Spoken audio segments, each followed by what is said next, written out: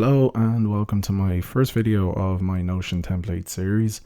So the first template that I posted is my web clipper stash. This is essentially my way of bookmarking content from a web page. I do tend to use Notion's web clippers simply because, in my opinion, it's better than traditional bookmarking.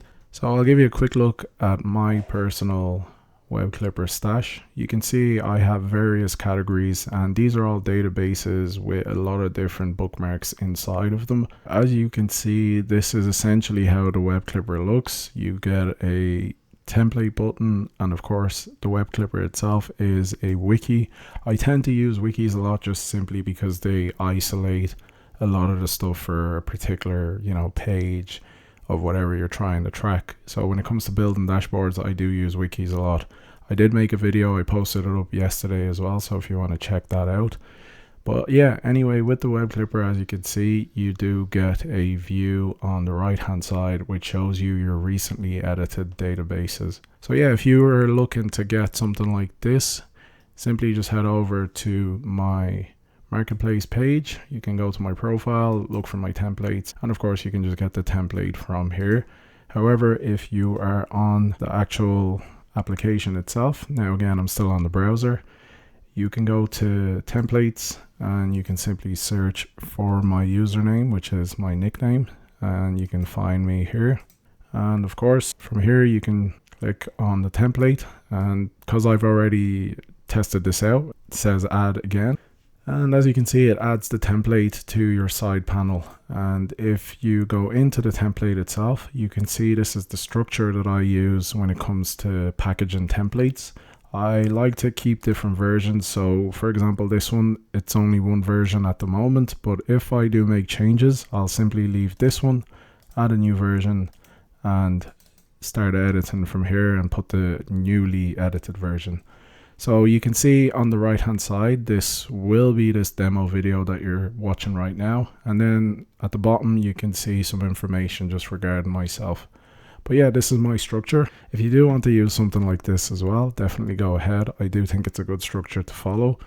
So yeah, with the web clipper itself, let's go inside. And again, as you can see, it's similar to my personal web clipper. And of course, you can add in a database. Now, as you can see, it does start with BK. Now, the reason for this is just so that we can have an identifier when we're bookmarking our stuff. So we'll give this a name and we'll just call it demo. So this is the demo bookmarking database, and we'll just put a bunch of different bookmarks in here. So similar to my personal one, you can follow the same structure. So then we'll head over again to the browser. And as you can see, I have a web page, so I'll just come out of the full screen for now. So you will need the Notion web clipper extension. Of course, you can get this from Notion site. So yeah, download web clipper, and you can download it from most browsers. So let's head back to the page, and essentially what you want to do is click on the web clipper. Again, like I said, the BK is an identifier, so we'll put in BK and the hyphen as well.